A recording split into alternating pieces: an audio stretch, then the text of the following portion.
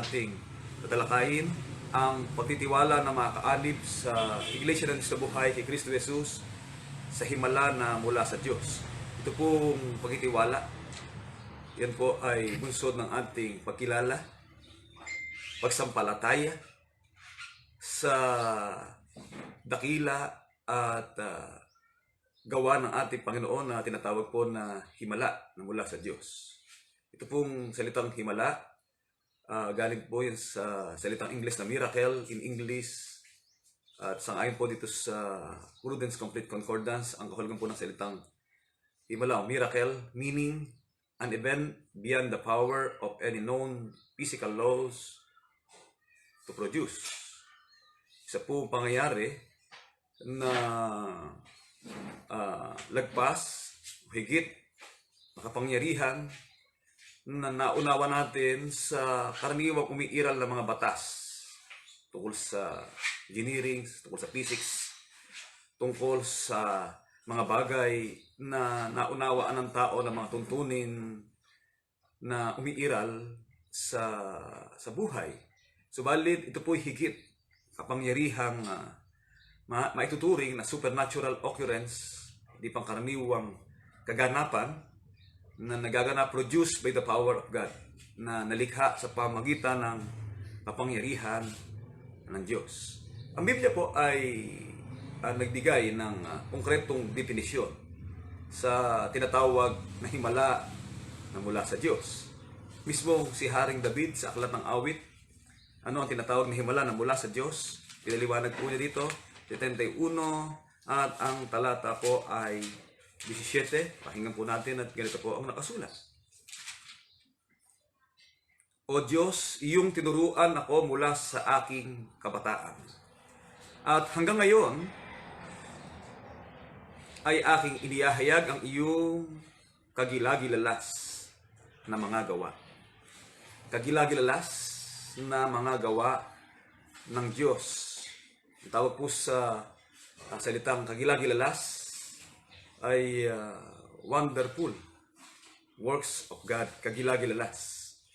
At ito pong kagilagilalas na gawa ng Diyos sa aklat po ng Awit 106, 1 hanggang 12, tinawag din po itong makapangyarihang gawa ng Diyos.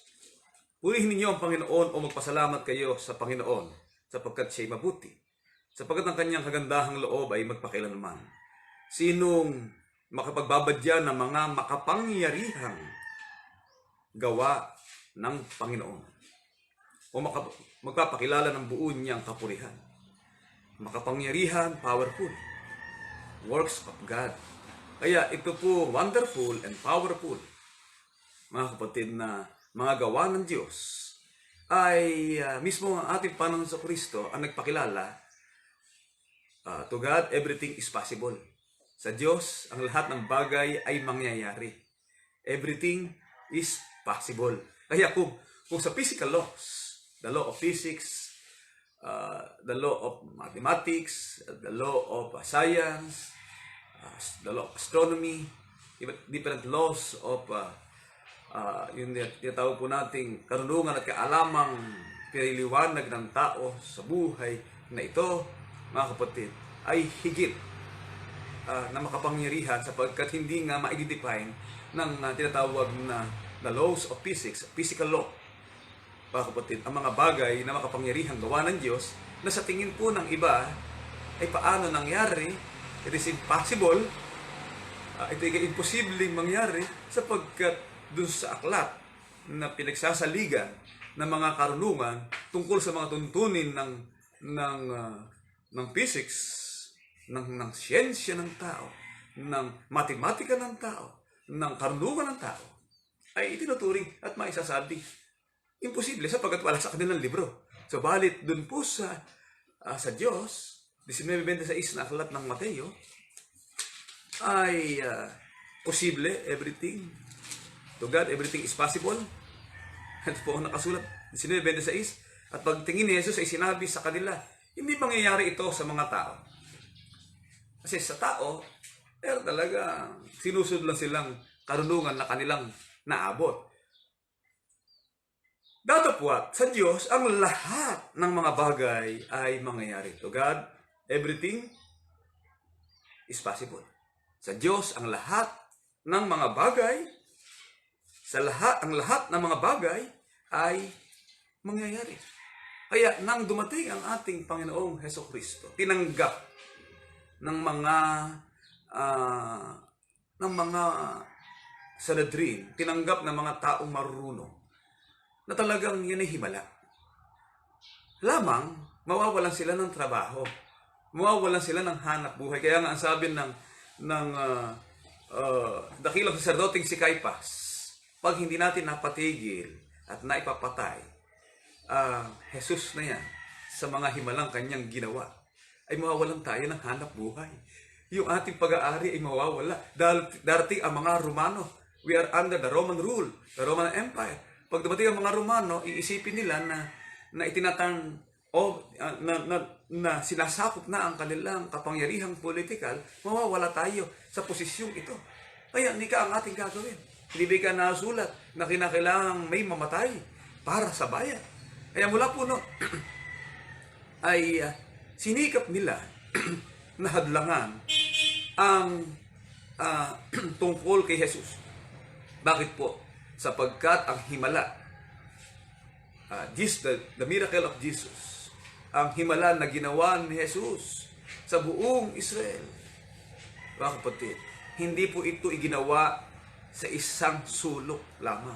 Ito po'y ginawa na hayag sa paningin ng maraming tao na nagpapakilala at nagkapatunay na ito po ay totoong naganap. Hindi po ito isang bagay, hindi po ito karaniwang pangyayari, ito po ay nahayag. Kaya nga po, ang tinatawag na kasaysayan, ang kasaysayan po ay bahagi ng gawain na kung saan ay ating pong maipakilala at ating pong maipauunawa na talagang tunay na nangyari. Kaya yung tinatawag na history ay hindi po mapawawalang bisa. Ang history ay hindi po mapawawalan ng saysay. Bagamat sinasabi nila na sa ibang pangyayari na nangyari daw ito na hindi naman totoo na nangyari. Pero ito po ay kasaysayan. May mga pag-aaral tungkol sa kasaysayan ng isang kasaysayan, mga kapatid, ay hindi raw kayang limutin ang panahon. Bagamat ito po ay naisulat, yun bagay ikang aming nakita, yun aming narinig, ay aming ibinabalita sa inyo upang kayo naman ay magkaroon ng pakikisama sa amin at kayo ay magkaroon ng pakikisama sa kanyang anak na si Jesus, at ang mga bagay na ito ay aming isinusulat. Kaya ang mga himala pong ito na nahayag, na nakita ng tao, patunayan ng marami, ng isang bagay na naging posible sa Diyos. Na ginawa, hindi lamang sa isang sulok. Ganito po ang nakasulat sa Aklat ng Gawa, 4:16 hanggang 17. Pakinggan po natin at ganito po ang pagtuturo ng banal na kasulatan, mga kapatid. Na nagsasabi anong gagawin natin sa mga taong ito, sapagkat tunay na ginawa sa pamagitan nila, tunay ika.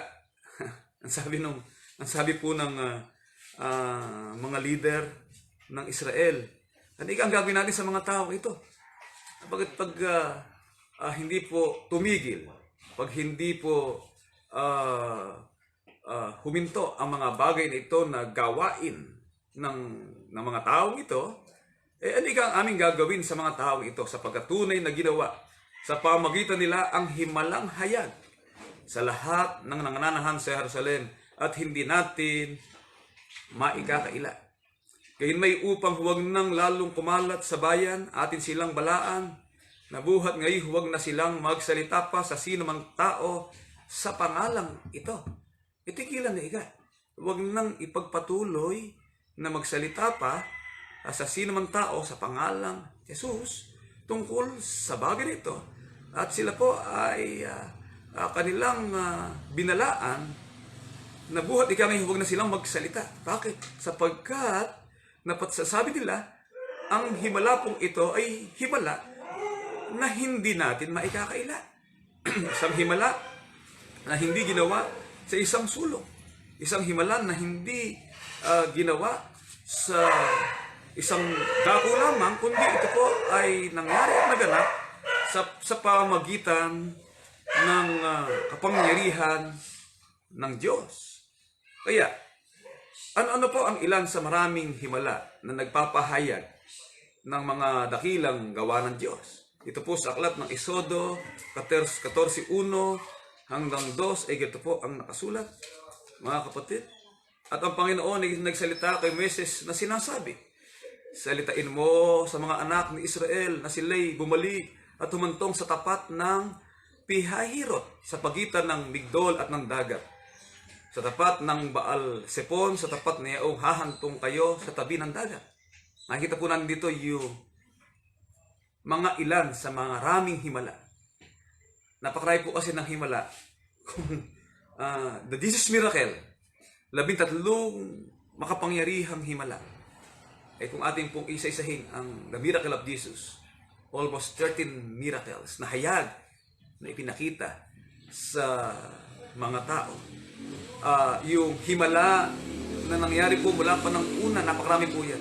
Kaya dito, kukuha lang tayo ng ilan sa maraming himala, sa makapangyarihang gawa ng Diyos, sa mga kagilagilalas na gawa ng Diyos, sa mga bagay na posible sa Diyos, na sa physical laws ay imposible na mangyari at maganap. Mga kapatid, ito po yung binabanggit natin tungkol sa nang ang Israel ay makatungtong at maglakad sa tuyong lupa sapagkat hinati po ang dagat. Sa 21 hanggang 22, ganito po ang nakasulat, sinuunat ni Moises ang kanyang kamay sa ibabaw ng dagat at pinaghiwalay ng Panginoon ng dagat sa pamamagitan ng isang malakas na hanging silanganan ng buong magdamag, at ang dagat ay pinapaging tuyong lupa at ang tubig ay nahawi. At ang mga anak ni Israel ay pumasok sa gitna ng dagat sa ibabaw ng tuyong lupa, at ang tubig ay naging isang kuta sa kanila at kanilang kanan at sa kanilang kaliwa. At iniulat ni Moises ang kanyang kamay sa dagat, at ang dagat ay nagsauli sa kanyang dating lakas nang nag-uumaga, at ang Ehipsyo ay nagsitakas at nilaginlin ng Panginoon ang Ehipsyo sa gitna ng dagat. At ang tubig ay nagsauli at tinakpan ang mga karo at ang mga bayo sa mga bagay ang buong hukbo ni Paraon na pumasok, na sumunod sa kanila sa dagat, walang natira kahit isa sa kanila. Mga kapatid, sa mahabang panahon ng pagmamatigas ni Paraon, sapagkat si Paraon ay tumigas ang kanyang puso, ayaw niyang sumuko, ayaw niyang ibigay yung kanyang pride na meron sapagkat siya'y dakilang hari. At ang Egyptian king, an Egyptian kingdom, ay maituturing na isang malaking kaharian. Isang kaharian na kinatatakutan sapagkat sila sa larangan ng hinatawag na warfare ay sila ang nakapag-develop ng maituturing na sophisticated weaponry, mga di pangkaraniwang kagamitan sa larangan ng pakipagdigma, ang paggamit nila ng mga karo.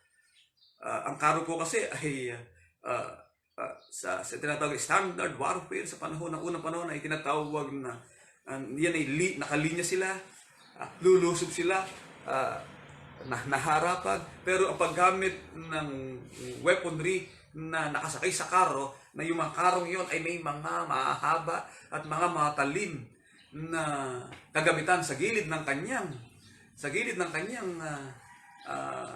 gulong, ay talagang nakasisira o nakawawasak ng isang depensa.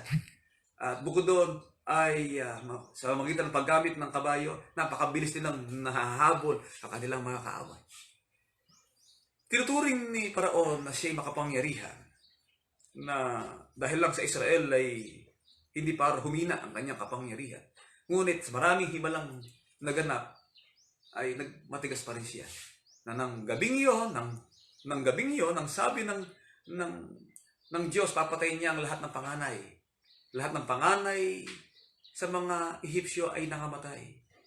pati anak ni Paraon ay namatay. Kaya mula po doon, pinayagan na silang magsialis at pumunta na at umalis na, lumabas na sa kaharian ng Ehipto. Ngunit, nang sila'y nakaalis na, mga kapatid, nakita ngayon ni Paraon ang isang oportunidad na lupigin niya ang kanyang mga kaaway.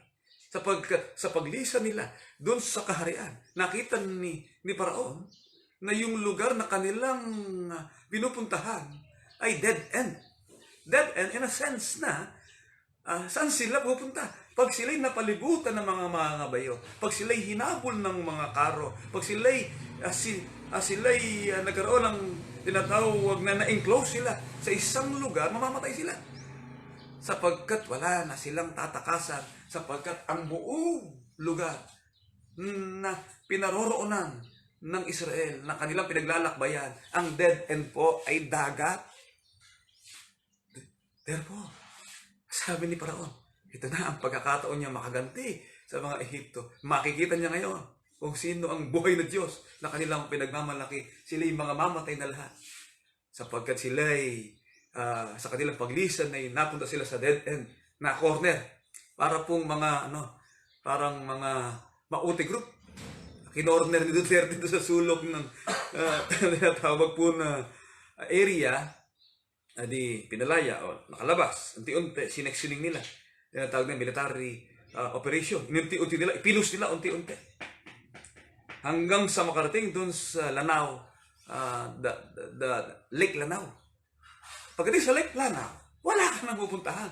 Sapagkat doon sa Lanao, Lake Lanao, doon ang mga Navy na paikutan na rin. Kaya magkakasama silang nangamatay. Walang natira. Kahit isa, kahit si Maute, patay. Ganun ang taktika na ginawa ni Paraon. Wala, mauubos silang lahat sapagkat sila'y hihimpil sa dagat. At doon sa dako ng dagat, imposible na sila'y magsaksid. Imposible na sila'y makatakas sapagkat sila'y humantong sa tabi ng dagat. Ngunit sa pamagitan ng makapangyarihang gawa ng Diyos at kanyang kagilagilas na gawa ng Diyos ay hinati ang dagat at ang Israel ay lumakad sa tuyong lupa. Hinabol sila ng buong hukbo ni Paraon. At nang sila'y nakaligtas na at naroon sa kalagitnaan ng hukbo ni Paraon, ang dagat ay nagsauli at silang lahat ng mga humahabol sa lahi ng Israel ay pawang nangamatay. Mga kapatid, yan po ay tapat at tunay. At maging sa pag-aaral ng arkeologo, sinuri po ng mga modern archaeologists ang pangyayari po ito at natuklasan po ng isang archaeologist, ng mga archaeologists na natuklasan na doon po sa portion na mga possible na dumaan ang mga Israelita, natuklasan po ang napakaraming karo at mga patay na buto ng mga kabayo at mga tao sa ilalim ng dagat na yun. Meron po at tinatawag na dokumentary tungkol dyan na talagang sa isang panahon ay nangyari po na nangalunod ang hukbo ni Paraon, mga kapatid. At yan po ay kasaysayang nangyari, tapat at tunay nagpapakilala beyond the power of any known physical laws ay nangyari, mga kapatid, sapagkat it is a supernatural occurrence produced by the power of God. It is a miracle. Ito po ay himala. Nagiging himala, mga kapatid, sapagkat wala nang certain rule na naabot ng karunungan ng tao. Pero God's science, divine science, God's engineering, mga kapatid, hindi naman alam ng tao yun sapagkat hindi maaabot ng pag-iisang tao na paano nangyari based sa kanilang umiiral na aklat ng karunungan tungkol sa physics. Kaya bukod sa hinati ang dagat, ano pa ang nangyari sa panahon ng pakipagbaka ng Israel? Josue 10:12 hanggang 15 ay ganito po ang ating masisiguro, mga kapatid. 10:12 hanggang 15. Nang magkagilagsalita si Josue sa Panginoon ang araw na ibinigay ng Panginoon ang mga Amorheyo sa harap ng mga anak ni Israel. Ito po ang nangyari dito. ang Israel ay unang pumasok sapagkat tiniktikan po nila. Bagamat si Moses po hindi nakapasok doon sa lupain. Hindi naman agad na nasakop nila, kundi unti-unti sinakop nila ang lupain. At ang unang nasakop po nilang territory ay tinatawag na lupain ng Jericho. Sa kasaysayan ay tinatawag po yung the fall of Jericho. Ang Jericho po ay bumagsak sa magitan lang ng pag-ihip ng trumpeta. Sabay-sabay silang nagsisihiyaw, sabay-sabay nilang hinipan ng trumpeta at bumagsak ang kuta. Yung wall, the wall of Jericho ay bumagsak. Then, nakita ngayon ng 5 hari. Sa Jericho, then ang sumunod na pagkilos nila ay ang lupain ng Gabaon. At ang nangyari po, inutos naman ng Diyos kapag ang isang lupain ay hindi nakipaglaban, huwag niyong papatayin. Gagawin nila silang alipin at yan po ang lupain ng Gabaon. Nakita po ng mga Amorheo sa harap ng mga anak ni Israel. Kaya nagkaroon po ng tinatawag na military alliance, yung 5 kaharian na nagsisikap na harapin ang Israel sa digmaan. Sapagkat nakita nila ang Gabaon, isang malaking kaharian, pag yung sumama ang isa at sumuko ang isa, magkakaroon sa military science na tinatawag po na domino effect, rule. Bumagsak ang isa, lahat yun sasama-sama babagsak. Kaya ang ginawa ng mga Amorheo, nagkaroon ng alliance ang kanilang mga kaharian. 5 alyansa, 5 sama-samang hari laban sa isa na Israel. At panahon po yun, at sa harap ng mga anak ng Israel at sa kanyang sinabi sa paningin ng Israel, araw, tumigil ka sa Gabaon. At ikaw, buwan, sa libis ng Ahalon. At ang araw ay tumigil at ang buwan ay huminto. Hanggang sa ang bansa ay nakipaghiganti sa kanyang mga kaaway. Hindi ba ito nakasulat sa aklat ni Hazer? At ang araw ay tumigil sa gitna ng langit at hindi nagmadaling lumubog sa isang buong araw. Bakit po? Mga kapatid, bago po nangyari na salitain ni Josue sa paningin na Israel na araw tumigil ka sa Gabaon at ikaw buwan sa libis ng Ahalon, meron pong occurrence na naganap bukod pa sa pangyayari pong ito. Nagkaroon po ng tinatawag na pagbagsak ng mga bato sa kalangitan. Sa bandang itaas po, pag tininan po natin yan, ay halos nangamatay ang makapangyarihang lalaki na matatapang na higit kaysa pakikipagdigma nila na ginagawa sa pakikipagdigma sapagkat bumagsak, mga kapatid, ang mga graniso sa kalawakan at silang lahat ay nasaktan. At nangyari na habang tumatakas sa harap ni Israel samantalang sila nasa babaan sa Bet-horon at binagsakan sila ng Panginoon sa aseka ng mga malaking bato na mula sa langit. May bumagsak po na kometa or asteroid or anumang bagay sa kalangitan na malaking bato, mga kapatid. At sa gayon ay maraming namatay sa pamagitan ng mga batong graniso. Batong graniso sapagkat it is a solid portion, pero ang graniso po kasi ay made of ice.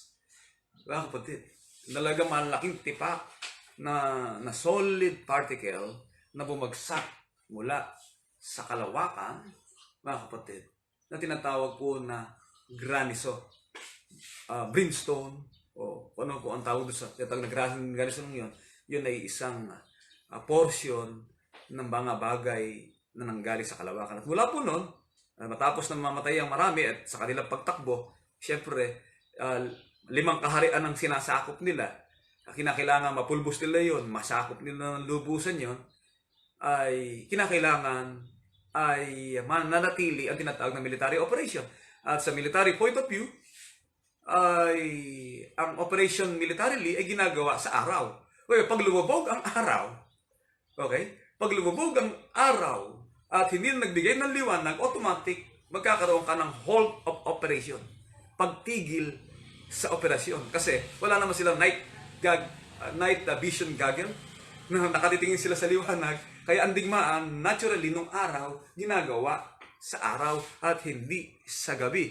Sapagkat hindi makapagkakaroon ng command ang isang leader sa digmaan sa pamamagitan ng kanyang trumpeta, sa pamamagitan ng kanyang mga signs of wavering of flags at mga symbols na ginagamit ng mga sundalo para manakop kung hindi makikita yung mga signs na ipakikilala ng isa platoon leader, ng isang military commander. Kaya naturally, ang digmaan ng araw ginagawa sa araw. Kaya ang sabi ni Josue, tumigil ka sa Gabaon. At ito po tumigil. At ang buwan, siyempre ang buwan, titigil sa pagsikat, sapagkat magagabi na, sa libis ng halon. Ang araw ay tumigil, ang buwan ay huminto, nanatili pong araw. At ang liwanag ay nanatili at hindi po huminto sa kanyang paglakad hanggang makapaghiganti sa kanyang mga kaaway ang Israel. Mga kapatid, paano po nangyari ito? Sa physical law, it is impossible, pero sa God's engineering and God's law, it is possible. Ang sabi ng ating Panginoong Kristo, sa Diyos, ang lahat ng mga bagay ay mangyayari. It is possible. Mga kapatid, sa Mateo 1:18 hanggang 21, ano pa? Isa sa napakaraming mga himala na nagpapakilala ng makapangyarihang gawa niya. At pangkapanganak nga kay Yesu Kristo ganito, nang si Maria na kanyang ina ay mag-aasawa kay Josue. Bago sila magsama, ay nasumpungang siya'y nagdadalang tao sa pamamagitan ng Espiritu Santo. At si Josue na kanyang asawa, palibhas si lalaking matuwid ay ayaw na ihayag sa madla ang kanyang kapurihan ay nagpasyang hiwalayan siya ng lihi. Hiwalayan ko na ikato. Nagkaroon na ako nalagyan ng taing mahinok sa aking ulo. Bakit? Kagampan ko pa lang siya, mag-aasawa pa lang kami. Kasi po sa Israel, ang tradisyon po doon ganito, pagkagampan mo na ang babae at mag-aasawa na kayo, merong 1 year na monitoring period. Ang babae ay titira sa bahay ng lalaki, ngunit nakabukod sa higaan. Kapatid, sapagkat babantayan siya ng kanyang mga magulang. Kimesis nga tinetesting pa kung birhen ang isang babae. Meron silang mga rules sa matatandang aklat ng mga Hudyo tungkol sa pagsusuri kung ang isang babae ay karapat-dapat sa pag-asawa sapagkat siya ay isang birhen. Kapatid, habang tumatagal, nakikita po ni Jose na hindi naman niya sinipingan. Ang kanyang nakasama ay unti-unting lumalaki ang tiyan. Nagdadalang tao. Dahil nga si Jose naman sa kanyang sarili, lalaking matuwid, at ayaw ihayag sa madla ang kanyang kapurihan, ay nagpasyang hiwalayan siya ng lihim. Gusto na niyang umiskapo. Gusto niya nang tumakas. Para huwag mahayag sa madla ang kanyang kapurihan. Tatapos samantalang pinag-iisip niya ito, nasa isip pa lang ni Jose, nahihiwalay niya ang kanyang asawa, ang kanyang mapangasawa sa lihim.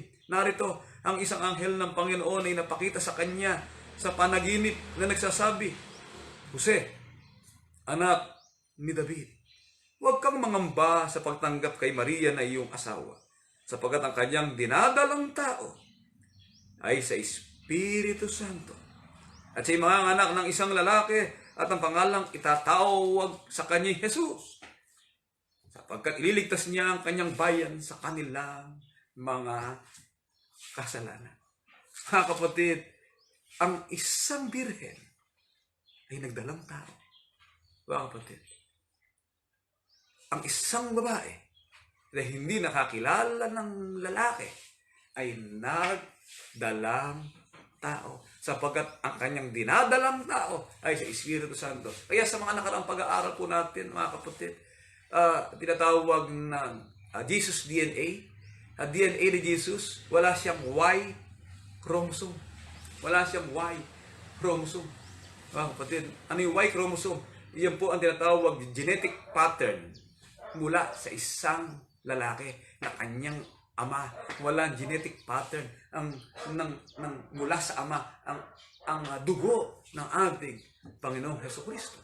Mga kapatid, it is God's miracle. God's engineering, God's divine science. Kaya nga ang tao sa ngayon, mga kapatid, sa pagtuklas ng karunungan ay naghahanap din ng mga paraan para manganak nang wala ring asawa eh. Ngayon po, mga natutuklas ang karunungan ng tao ay may mga babaeng nanganganak ngayon. Si Joel Cruz. Joel Cruz may raming. Si Joel Cruz, taga Bulacan yun eh, lahi ng Cruz. Tinatawag na king, the queen of perfume. 4 ata ang anak niya pero bakla yan. O 8 ang anak, pero bakla, na walang babaeng silipingan. Ang ginagawa pala sa modern science, kumukuha ng tinatawag na binhi na lalaki, tinuturok sa babae. At ang babae, kung sino man ang ina na gusto siya ang magdala, ay doon na ituturok. Sa modern science, ginagawa po nila. Pero iba po itong kapangyarihan ginawa ng Diyos. Sapagkat wala po itong binhi ng lalaki, nagdalang tao, ang dalagay ng anak, ang dalagay nagdalang tao, mga kapatid, sapagkat ang kanyang ginadalang tao ay sa pamagitan ng Espiritu Santo. Bakit po? Kinakailangang magdalang tao ang isang babae. Si Maria, nagbukod na babaeng pinagpala sa babaeng lahat. Mga kapatid, si Maria ay dakilang ina. Si Maria ay, bagamat hindi natin siya sinasamba, wala tayong veneration of saints. Wala po tayo pagsamba sa mga santo tulad ni Maria. Ngunit si Maria po'y nagkaroon ng isang malaking dakilang papel sa kasaysayan ng Krisyanismo upang ihayag ang kagilagilalas na gawa ng Diyos. Bakit po? Sapagkat sa pamamagitan ni Maria, siya'y nagdalang tao at ipinanganak sa laman ng Kristo at mula po doon. Ano ang dahilan? Sapagkat kanyang ililigtas ang bayan sa kanilang mga kasalanan. Ito isang miracle. Mga kapatid, sa 13 miracles of Jesus, may isa pong makapangyarihang himala. Bagamat lahat na yan ay makapangyarihan. Ngunit ito po'y talaga nagpapakilala ng isang kaganapang sa Diyos ay posible ang isang patay. Isang patay na nabubulok na. Hindi po isang patay na, kasi po mayroong patay minsan, namatay, nadala sa morgue. Mayroong na nangyari dun, nadala sa morgue eh. Marami po kasing mga loko-loko, mga loko-loko, mga balsamador. Nirape yung nasa morgue, bigla nabuhay. Kapag nagkaroon ng init, ang pagitan, ilang minuto lang, buhat ng dali sa morgue. Pero ito pong pangyayari pong ito, 4 na araw na nakalibing. Nabubulok na ang kanyang bangkay. Kasi po, kaya sa Muslim, ang rule po nila, nililibing agad. Hindi pinagkatagal. Kasi sa isang araw, ikalawang araw, mabubulok na ang katawan. Hindi nila binabalsa mo ang katawan ng tao. Ngayon, ito po, pangyayari pong ito, talagang nabubulok na, nasa decaying process na ang katawan ni Lazaro. At ano po ang nangyari? Juan 11:1 hanggang 2. Ganito po ang nakasulat at pakinggan natin mga kapatid. 11:1 hanggang 2. Isang tao na may sakit. Si Lazaro na taga Betania, nasanayo ni Maria at si Marta na kanyang kapatid. At ito'y yung si Maria na nagpahid sa Panginoon ng unggwento. Ito pong si Maria Magdalena. 3 po sila magkakapatid. Si Maria Magdalena, at si Lazaro, at at si Marta. Si Marta po, mga disciples of Christ. At ang pamilya pong ito ay pamilya namang hindi naman mahirap eh. Kaya yung Mary of Magdala, Mary Magdalene, isa po yan sa financier. Kaya yung sabi nila, si Maria, babaeng mababa ang lipad. Si Magdalena, babaeng mababa ang lipad. Wala pong proof of history yun. Pinahihina lang ang mga kababaihan. Si Maria, may sakit. Magdalena, 7 demonyo sa kanya nagsilabas. Pero walang proof na siya'y isang prostitute. Walang proof of history, walang proof ng Biblia na siya isang prostitute. Ang isang prostitute na may pera, financial, prostitute. Mga kapatid, ang prostitution ay ginagamit para magkapera. Pero si Maria, si Marta, at ang pamilya po ito'y nagbibigay ng salapi sa ating Panginoong Hesukristo. At ang katunayan, isang buwan bago mamatay, o ilang linggo bago mamatay ang Panginoon, yung mamahaling ungguwento'y ipinahid niya sa paan ng Panginoon. Kinuskus niya ng kanyang mahabang buhok bilang pagkalagim sa kamatayan ng kanyang líder.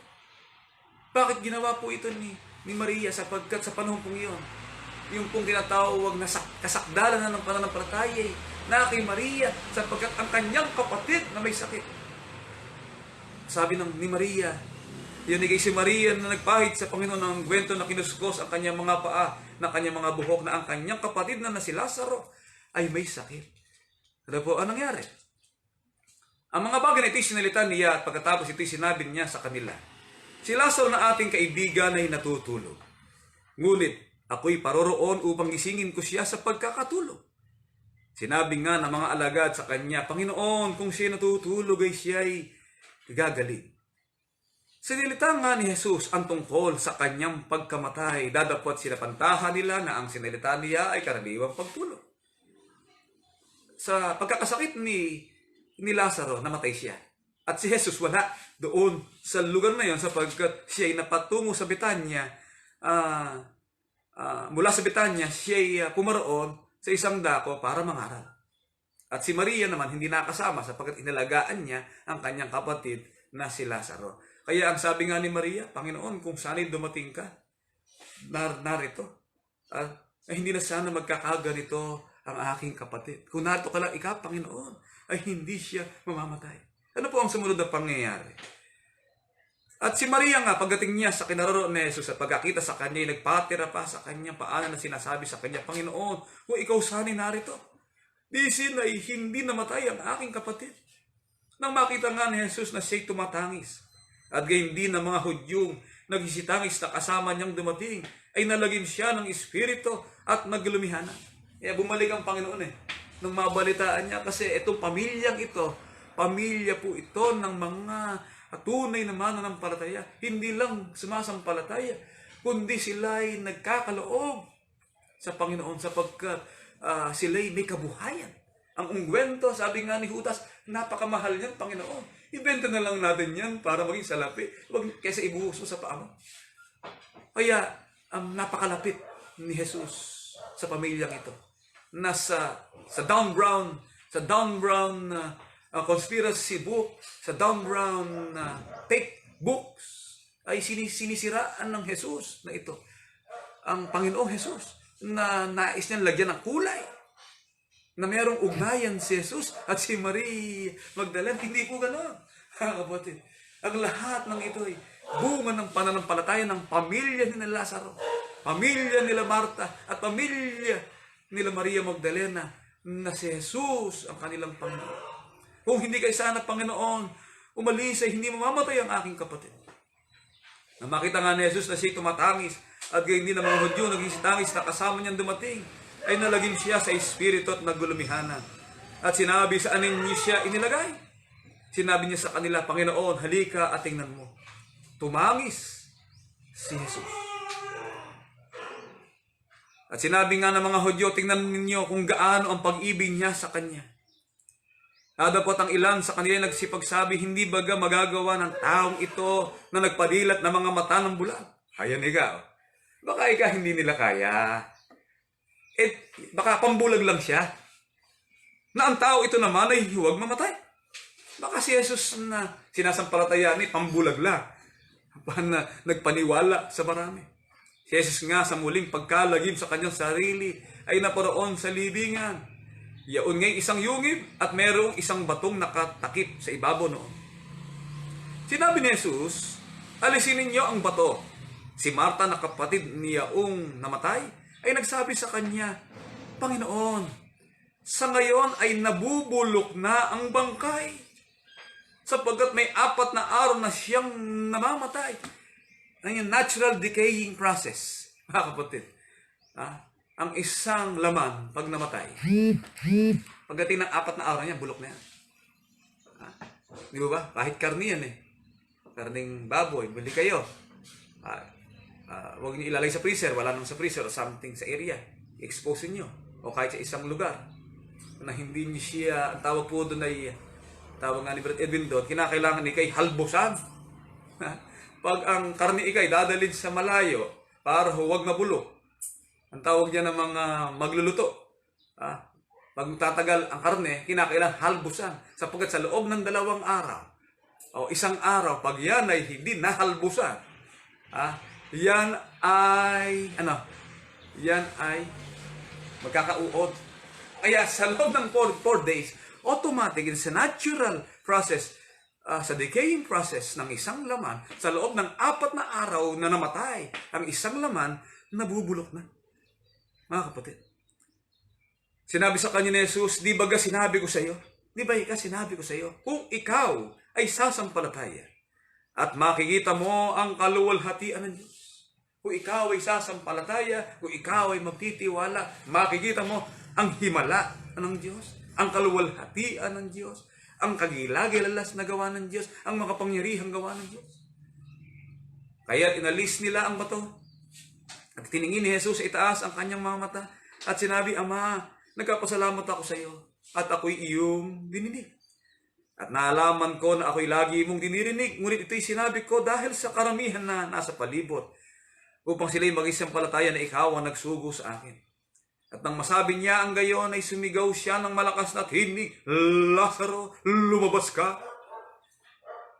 Siya na patay ay lumabas, na natatalian ang mga kamay at ang mga paa na makayong panglibing at ang kanyang mukha ay nababalot ng isang panyo.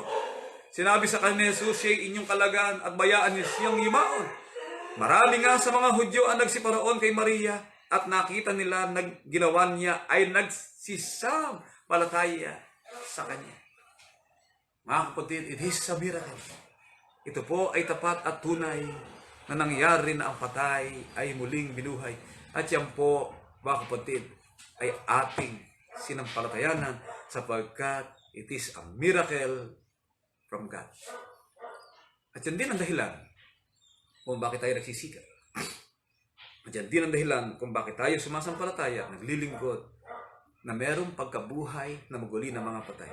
Kaya po na aking sinabi, kung atin pong iisa-isahin ang lahat ng himalang ito na nasulat sa kasaysayan, tulad din po ng sinabi ni Apostol Pablo, mga kapatid, ganito po ang nakasulat. Hindi natin na pwedeng i-discuss lahat po yan. Mga God's miracle, mula pa ng una hanggang sa The Miracle of Jesus, 11:32 hanggang 34. Bakit po natin pansamantalang pinuputol ang mga pagdidetalye ng mga himala na nangyari?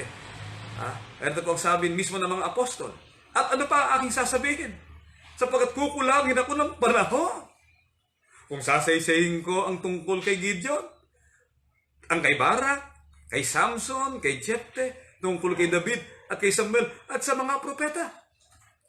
Mauubos ang panahon natin para isa-isahin yung mga dakilang himala ng Diyos na ginawa sa mga taong ito. Nasasaysayin tungkol kay Gideon, Barak, Samson, Jepte, David, Samuel, sa mga propeta, sa iba pang mga apostol. Na mga ito sa pamamagitan ng pananampalataya nagsilupig ng mga kaharian. Nagsigawa ng katwiran, nagtamo ng mga pangako, nagtikom ng mabibig ng mga leon, nagsipatay ng bisa ng apoy, nakatanan sa talin ng tabak, nagsilakas sa kahinaan, naging makapangyarihan sa pakibagbaka, nagpauro ng mga hukbo, taga-ibang lupa, at marami pang iba. Mga kapatid, yan ang himala ng Diyos. Ngunit sa ating panahon, in a modern period, sa isang modernong panahon, maaaring ang kapatid ay maghanap din ng himala. Mga kapatid. Ngunit sa pamamagitan po ng pag-aaral na ito, ay dapat tayong sumampalataya para sa atin.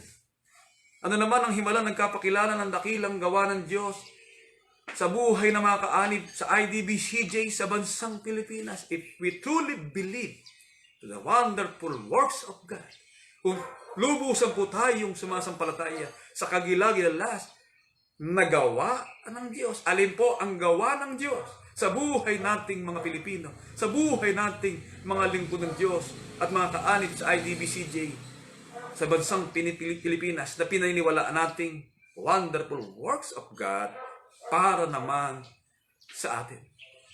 Na itinuturing na isang himala. Juan 6:29, ganito ang nakasulat at pakinggan natin. Mga kapatid, sumagot si Jesus sa kanya'y sinabi, ito ang gawa ng Diyos. Bakit ang gawa ng Diyos ay isang himala? Baka pangyarihan ito sapagkat ito'y gawa ng Diyos. Na ano po? Na inyong sampalatayanan yaong kanyang sinugo. Ano ang gawa ng Diyos para sa atin? Gumawa siya ng kanyang gawa sa layunin ng pagliligtas. At ano po ang kanyang gawa? Ang gawain ng pagsusugo, ang gawain ng pagbibigay, na ayon po sa hula ng mga propeta, 3:15 na aklat ng Jeremias. Ganito po ang ating masisiguro, mga kapatid.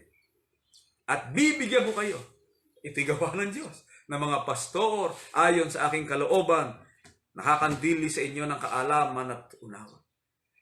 Mga kapatid, ito po'y maituturing nating isang himala sa buhay ng bawat isa sa atin.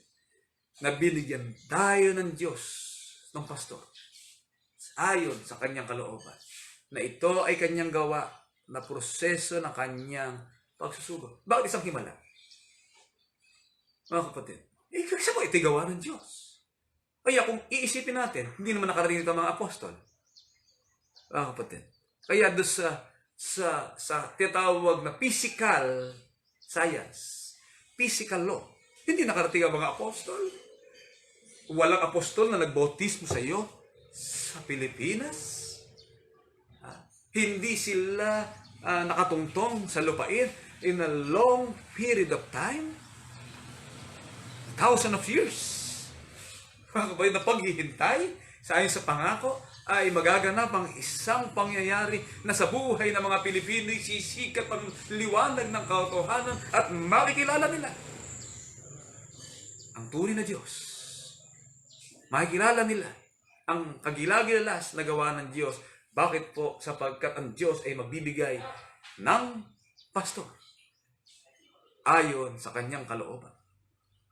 Mga kapatid, at yan po ay sa katauhan ng ating matandang kapatid na yumao, Abilino si Santiago at mga kasama, at hanggang sa panahon pong ito po ang wonderful words of God para sa mga Pilipino, sapagkat mga pastor na magtuturo ng kaligtasan at pag-asa ng tao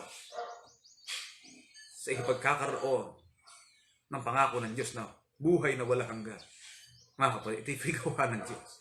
Kaya ang mga bagay na gawa ng Diyos ay atin pong sinasampalatayanan, sapagkat mula sa Jerusalem, wala pong direct physical contact ang mga apostol. Ngunit sa power of Holy Spirit, mga kapatid, sa bisa ng hula, ay nangyari at naganap na makabahagi po tayo sa pananampalatayang ito. 12:28 na aklat ng unang Korinto. Mga kapatid, ito po ang ating masisiguro, mga kapatid. At ang Diyos ay naglagay ng ilan sa iglesia. Saan po inilagay? Inilagay po sa iglesia. Una-una yung mga apostol, ikalawa yung mga propeta, ikatli mga guro. O gawa ng Diyos to, inilagay niya sa iglesia. Ano pa? Saka mga himala. Mga kapatid, meron pa rin pwedeng maging himala sa buhay ng mga kapatid, na yung bagay na hindi ma-determine ng science, ng medicine, pagsabi ng Diyos, ay turo ko sa kanya iga. Huwag yan ikay napain ko ng alinggato.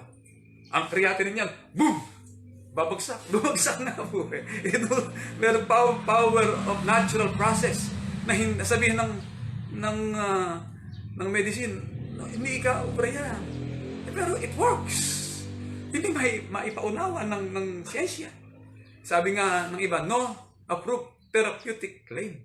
Kasi nga, no approved therapeutic claim sapagkat wala sa aklat ng therapeutics. Wala po sa aklat ng paggagamot. Pero nakagaling. Kaya, makapangyarihan ng Diyos.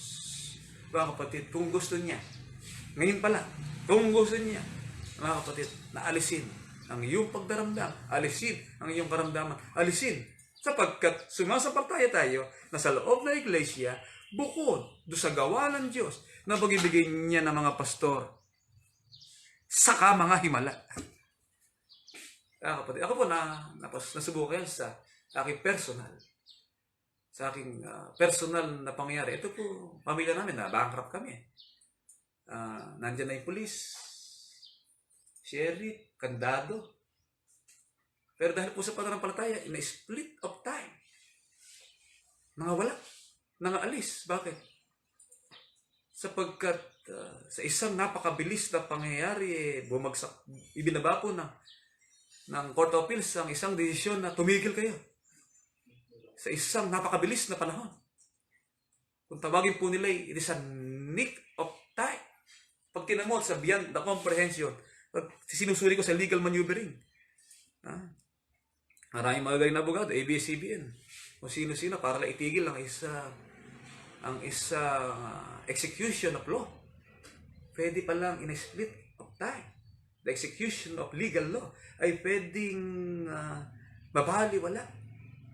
Beyond the power of distance, natural process, pwedeng mawala sa bisa ng himala. Kaya mga kapatid, we believe in miracle. Sumasampalataya po tayo sa milagro ng Diyos, mga kapatid, na pwedeng mangyari kung kanyang loloobin. Pero sa pagkakataon pong ito, ay it is based on our faith. Pero kung hindi man mangyari ang lahat ng bagay, huwag na tayo panghihinaan pa ng loob na maghanap pa ng ibang himala. Sapagkat ito na ang himala, ang mga pastor na inyong kapiling-piling, ang inyong mga pastor na inyong kasakasama, ang mga leader. Sabi ng ating Panginoon Kristo, kahit sa batong ito, mga kapatid, ay lilitaw, hindi papayag ang Diyos na walang leader na magbibigay liwanag sa kanyang bayan, sapagkat ito'y works of God, ito po'y himala ng Diyos.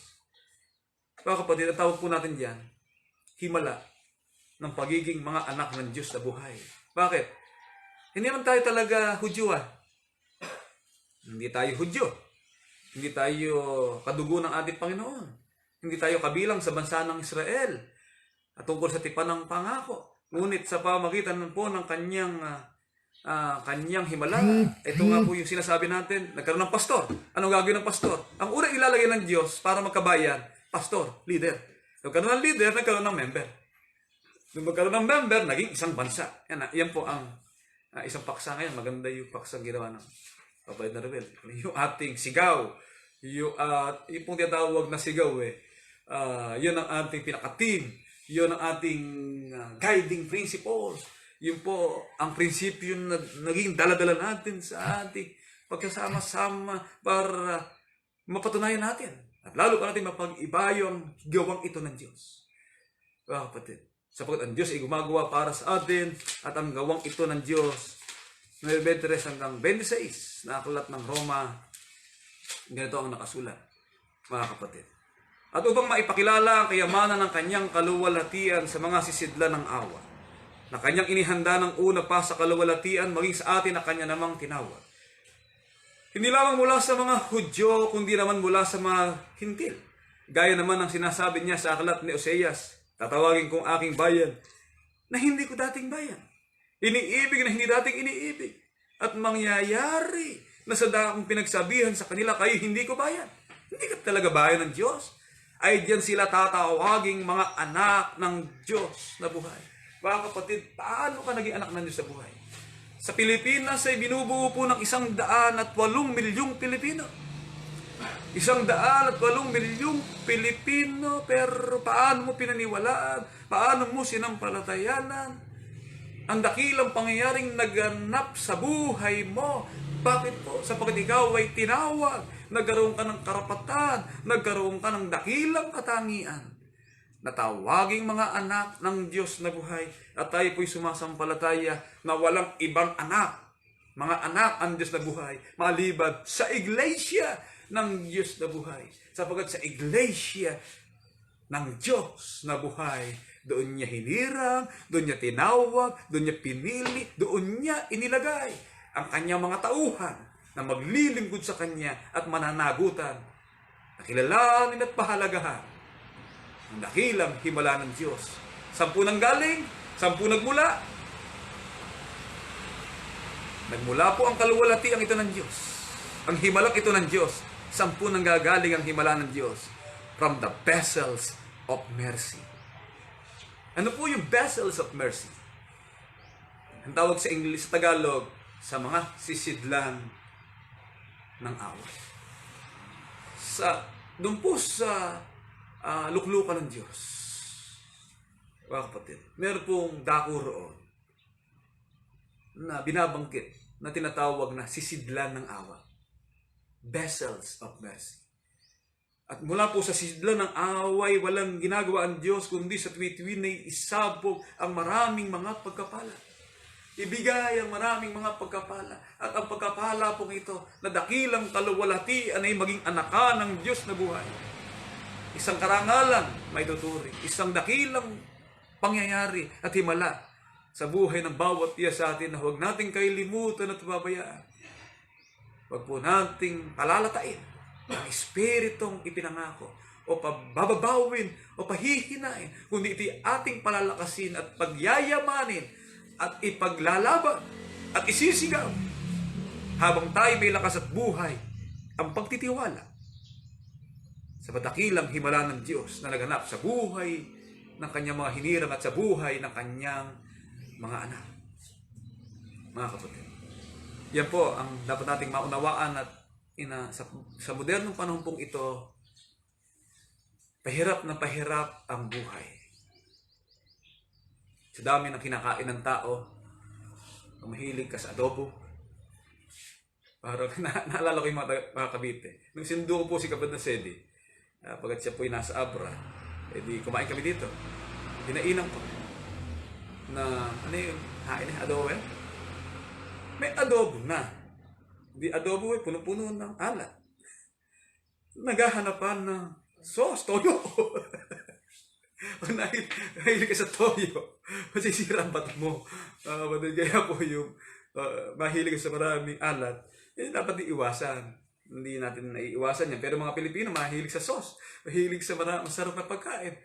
Hindi lang tayo pwede bumalik sa natural process of food na kumain ng mga pagkain tulad ng dati, puro natural. Ngayon po, puro processed foods, puro seasoning. Sapat masarap kumain.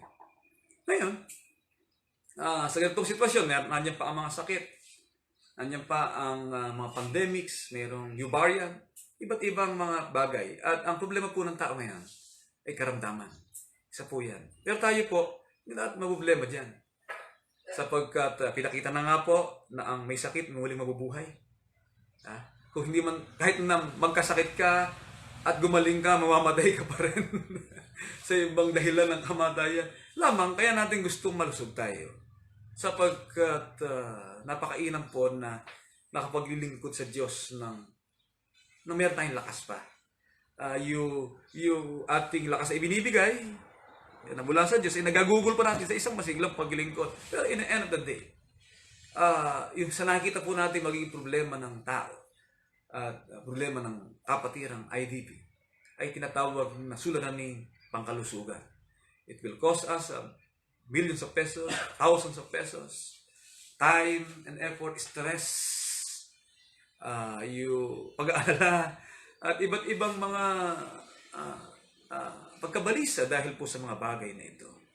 Ngayon pa man, iniwala po tayo sa himala ng Diyos. Huwag po natin kailimutan. Ngunit, may isa pong bagay na ipinapaalala sa atin ang Biblia na meron ding uri ng himala na ang hatid ay pagkapahamak.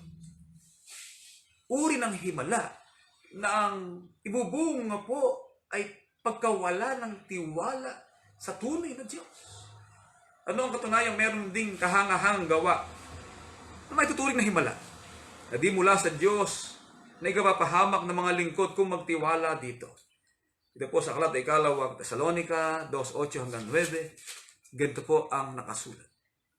At kung magkagayi, mahayag ang tampalasan, napapatayin ng Panginoong Hesus ng hininga ng kanyang bibig. At sa pamagitan ng pagkahayag ng kanyang pagparito ay lilipulin. Siya na ang kanyang pagparito ay ayon sa paggawa ni Satanas, na may buong kapangyarihan at mga tanda at makahangahangang kasinungalingan. Mga kapatid, meron pong paalala dito si Apostol Pablo na si Satanas sa huling panahon ay darating at gagawa din ng mga kahangahangang kasinungalingan. and sa pamagitan ng illusion na pinaniwalaan ng tao ay maaari pong makagawa ng mga tanda. Mga kapatid. Kasi po yung himala, dinidifferentiate po yan sa dalawang salita, signs and wonders.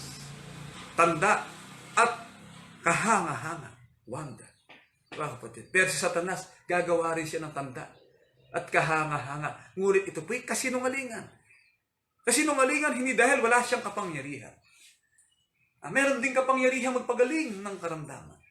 May kapangyarihan din siyang gumawa ng di pangkaraniwang bagay. Ngunit kapangyarihan na nakapaloob ang kasinungalingan sapagkat ang didiyusin at paniniwalaan ng tao ay hindi na ang tunay na Diyos, kundi yung ginawa ni Satanas. Halimbawa, paano kung si Puong Nazareno ay bumangon at naglakad? Jesus Nazareno, niluluwalhati ka. O niluluwalhati raw si Jesus na Nazareno. Nung nasa Quiapo, naglakad. At nagsabi, mga anak, paghagaling ko kayo sa aking karamdaman. Pwede pong mangyari po yun. Sabat kahanga-hanga yun. Pero kasinungalingan yun. Sapagkat hindi na po gawa ng Diyos yun, kundi gawa ni Satanas sa huling araw para ihiwalay ang tao. Sa ating pong panahon, mga kapatid, tinatawag po yung mga kaaway ni Kristo sapagkat sa huling araw ay sasabihin nilang, gawa kami ng makapangyarihang gawa. Nagpagaling kami ng mga may sakit. Bumuhay kami ng mga patay. Sa mga taong nawawalan ng pag-asa, nagkaroon sa amin ng pag-asa sa pangalan mo. Mga kapatid, unti-unti po, darating na muli, lalakas na muli ang mga faith healing. Lalakas uli yan sa pagkakaroon ng ganito panahon. Magkakaroon na uli ng mga paraan ng mga pagkapagaling ng may karamdaman. Mga kapatid, na ginagamit ang pangalan ni Jesus. 7:21 hanggang 23 ay ganito po ang ating masisiguro, mga kapatid, at pakinggan po natin ang maliwanag na pahayag ng Biblia. Hindi ang bawat nagsasabi sa aking Panginoon, Panginoon ay papasok sa kaharian ng langit, kundi ang gumaganap ng kalooban ng aking Ama na nasa langit. Marami na magsasabi sa akin sa araw na yaon, o sa huling araw, Panginoon, Panginoon, hindi baga kami nagsipanghula kami sa iyong pangalan? At sa pangalan mo nagpalabas kami ng mga demonyo, at sa pangalan mo nagsigawa kami ng maraming gawang makapangyarihan. Sa pangalan mo naghimala rin kami, sapagkat ito'y gawang makapangyarihan. Kung ipahayag ko sa kanila, kailan man hindi ko kayo nakikilala, magsilayo kayo sa akin, kayong manggagawa ng katampalasan. Mga kapatid, yan po ang ating nakikita sa huling panahon ito. Ang makahangahang gawa ni Satanas na isang uri ng kasinungalingan, hindi dahil wala siyang kapangyarihan. Kasinungalingan sapagkat ihihiwalay ka sa katotohanan mula sa Diyos. Mga kapatid, maaaring nagsabi ko, ikay nakukula. Pinakailangan ikay lumapit ka kay Ingkong. Sapagkat sa pangalan ni Ingkong ay mapagagaling ka sa iyong karamdaman. Maaari pong ganyan na mangyari. Kasi po, yung tinatawag na kaisipan ng pagkapagaling, talagang hinahanap ng tao. Kaya mali po yung concept na kahit ika sa demonyo, kung sa pangalan ika ng Diyos gagaling, kahit ika utusan mo ng demonyo, mali pong paniniwala yun. Sapagkat ang demonyo magpapagaling. Kaya paano yun? Kaya ito pong sitwasyon natin. Magpakatibay po tayo, magpakatatag tayo, huwag tayong bibitiw. Sapagkat tayo po ay baka madaya ng maling pagtitiwala, ng himala na nakikita mo sa pangalan ay hindi na pala sa pangalan ng Diyos, kundi sa pangalan na ni Satanas.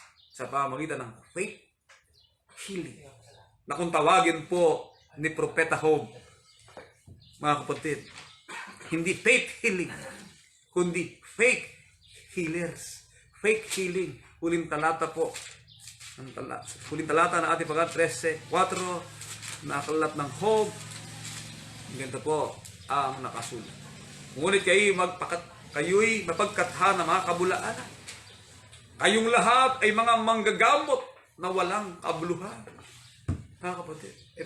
Mga gamot na walang kabuluhan, fake healers po yun. At marami pong fake healers na ngayon. Mga kapatid, kaya po napakalaki ng suliranin ng tao. Hindi po rin alam kung ano na nangyayari talaga sa aktual na nangyayari. Kung pag-aaralan po ang sitwasyon, maaari po, bagamat it is a conspiracy theory, maaari po ang mga pharmaceuticals natin, ginagamit na lang ito sa isang multi-billion business na gagawa ng karamdaman. Sa mga huli, sila din ang may gamot doon sa karamdaman. Para po sa Mindoro, nung araw, nung magpunta po kami sa Mindoro, ang sabi nung kapatiran, Bradiga, basta huwag ikakay basta-basta makikisigarilyo o something kasi yun sinigarilyo, no, siya rin ang may hawak ng gamot. Bibigyan, para ikaw ay magkakasakit, parang ganun may pangyayari pong ganun Tapos siya rin ang magkapagaling sa'yo. Kaya sabi ni Prophet Hope, mga gamot kayong walang kwenta, mga fake healers kayo. Kapatid. Kaya sa buhay na ito, gumaling na tayo sa karamdaman. Tandaan po natin, magaling na tayo. Yung katawan nating nagkakasakit, nalulumbay, ay Diyos na bahala dyan. Kung pagaling niya, salamat sapagkat meron tayong panibagong lakas. Kung hindi naman, salamat din. Sapagkat hindi po yun ang pinakamahalaga sa atin. Ang pinakamahalaga sa atin ay ang himalang naganap sa atin. Ngayon pa ay nakatala na tayo. Ngayon pa ay sigurado na tayo. Sabi nga ni Apostol Pablo, ngayon pa ay nakataan sa akin ang putong ng katwiran. Tiyak na tayo.